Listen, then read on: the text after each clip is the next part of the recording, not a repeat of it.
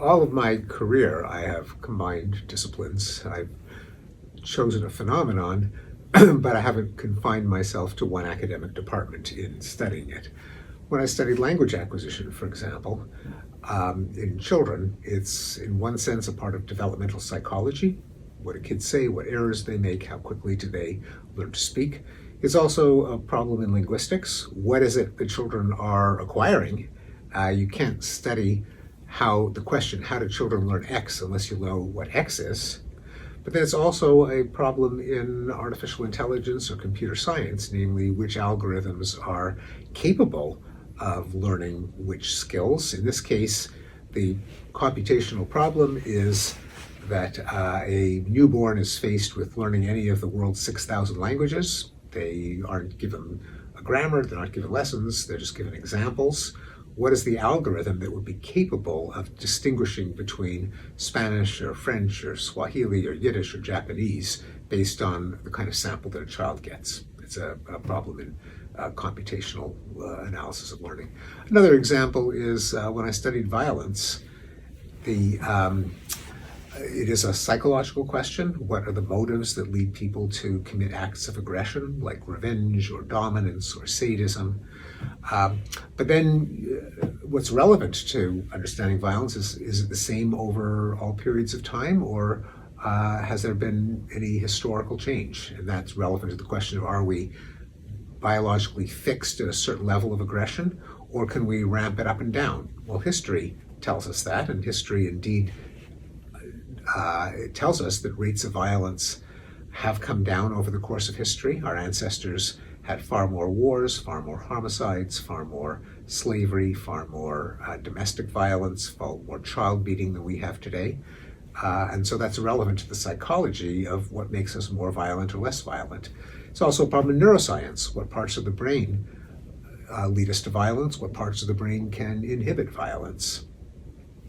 I've studied the psychology of music, which relates both to the psychology of auditory perception. How does the brain organize the auditory world? Many sounds come into the ears at the same time.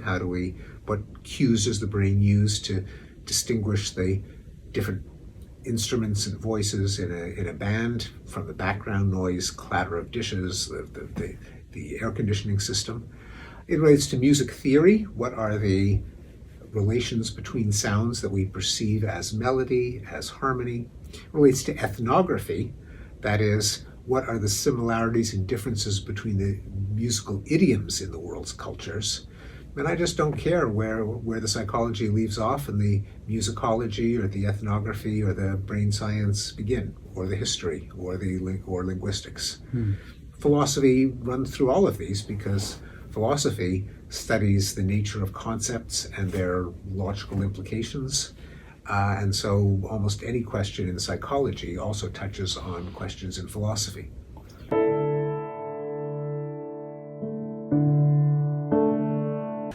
It's not eclectic in the sense of studying different phenomena just for the sake of variety. It's studying a coherent phenomenon, but using the conceptual and methodological tools of different disciplines. It could be violence.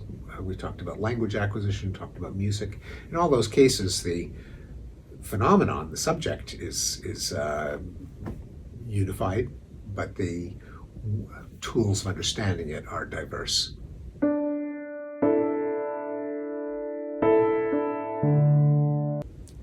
Any phenomenon in psychology has to be studied at multiple levels of analysis. And a number of great thinkers in the cognitive and social and biological sciences have made this point in different ways. Nico Tinbergen, the ethologist, a Nobel Prize-winning scientist, proposed that all behavior in any species, not just humans, has to be understood at the level of its phylogenetic origin, how did it emerge from other more ancient animals, its adaptive function, what was it selected to accomplish, its developmental trajectory, how did it originate in the individual, and its neurobiological basis. what in the brain allows it to happen. David Marr, a pioneer in artificial intelligence, said that any cognitive ability has to be understood at least 3 levels.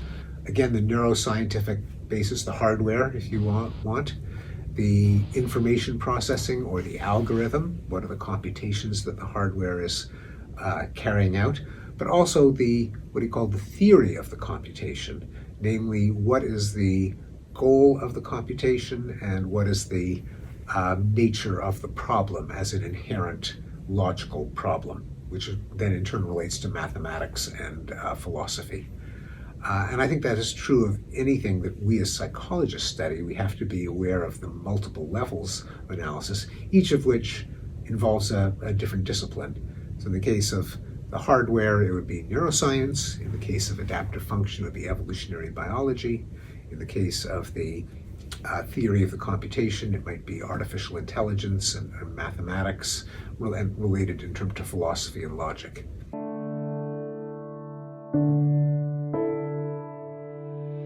Well, any policy has to be interdisciplinary. There has to be expertise in the history of regulation and policy, what kind of regulations work, what kind of regulations just complicate people's lives without delivering any benefit in safety or efficiency. It's also helpful to have knowledge from comparative government, what has been tried in different countries, what has been the outcome. Any kind of policy is ultimately a question of psychology because you're trying to change behavior. How do people respond to policies? Do they try to get around it? Do they stop doing it altogether? And then there's, of course, the subject matter of what you're regulating. If you're regulating airplane safety, then it relates to aeronautics, aeronautical engineering. In the case of artificial intelligence, obviously, it relates to what artificial intelligence can and can't do.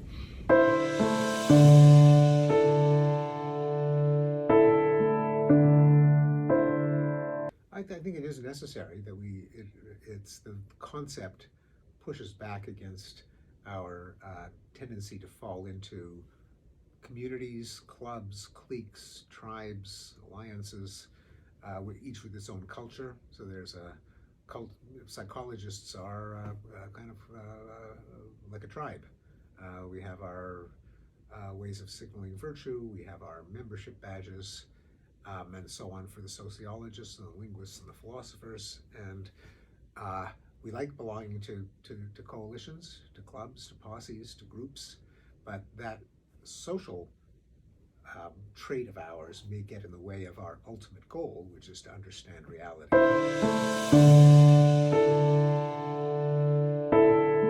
I don't know if it's be more realistic, but it's certainly to get greater depth of understanding and to avoid the traps of our own social psychology, our own habits, our own cultures, our own norms, putting blinders on our ability to see the big picture.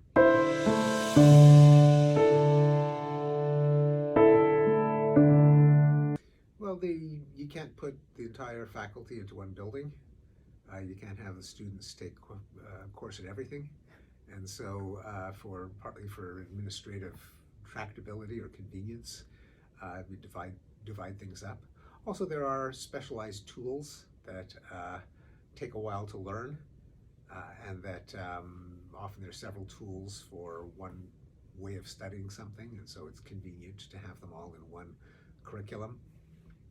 So there are a lot of reasons for just practicality why disciplines arise, and then they become their own historical traditions. They cite their own predecessors. They unify around their own tools and concepts and methods.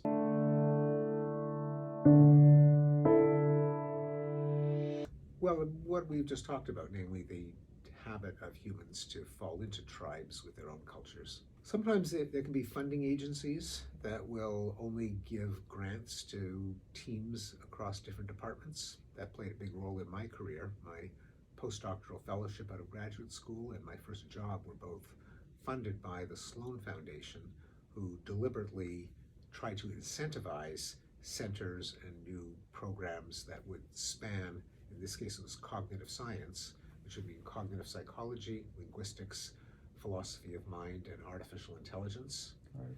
Then, at a later point in my career, two other foundations teamed up to broaden the interdisciplinary collaboration beyond those four and add neuroscience to the mix.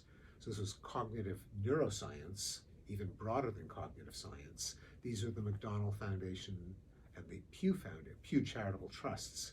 They put some money together and they said, you can only have a grant if you combine neuroscience and cognitive science. Even neuroscience itself was a interdisciplinary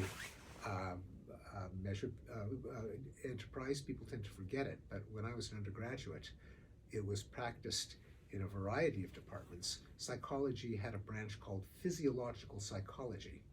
That was what we now call neuroscience, or cognitive neuroscience and affective neuroscience. But there was neurochemistry in one department, neuroanatomy in another department, neurophysiology in a third department, physiological psychology in a fourth department. So even neuroscience also brought together with the help of the Sloan Foundation even earlier, was because incentives external to the university tried to bring these people together. Sometimes universities themselves could do it even without an external agency, that you could have a dean or a provost who has vision and might start to create a new department, or have funds within the university that are available only to interdisciplinary teams. Some universities try to have professorships, especially assistant professorships, where people aren't already set in their ways, that don't belong to any one department, but the departments compete, and they have to be a candidate who spans more than one discipline.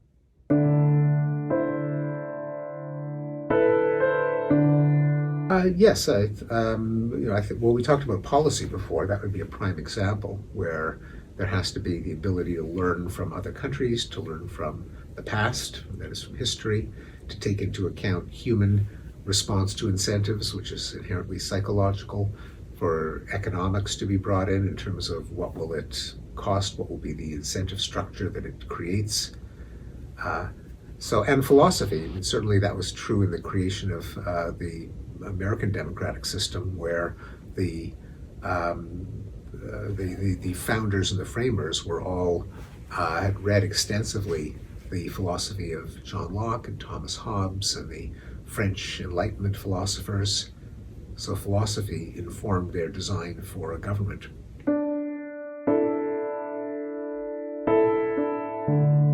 With many connections, the most general is that law is a way of changing behavior. The reason we have laws is that we want people to engage in less exploitation and violence, and so we set up incentives of punishment if people violate certain norms, and the question is, how do people respond to those incentives? That's really what the law is for. So that's the most general level, but then there are many specific examples. How well should we trust expert testimony? How much should we trust eyewitness testimony? How do jurors reason when you have a unanimity rule versus a majority rule? What kind of arguments appeal to prejudice or bias and distort decision-making on the part of jurors? So many questions at every step of the procedure. What deters people? Does capital punishment deter people from homicide more than life imprisonment might? That's yet another psychological question. When can people be held responsible for their actions? Should we have an insanity defense? Should we have a defense for people who are cognitively impaired? Should we have leniency for lawbreakers whose brains are not mature because they're only 20 years old or 15 years old? So psychology enters in many stages of the legal and legislative, the legislative process of drafting and passing laws, and the legal process of interpreting and enforcing them.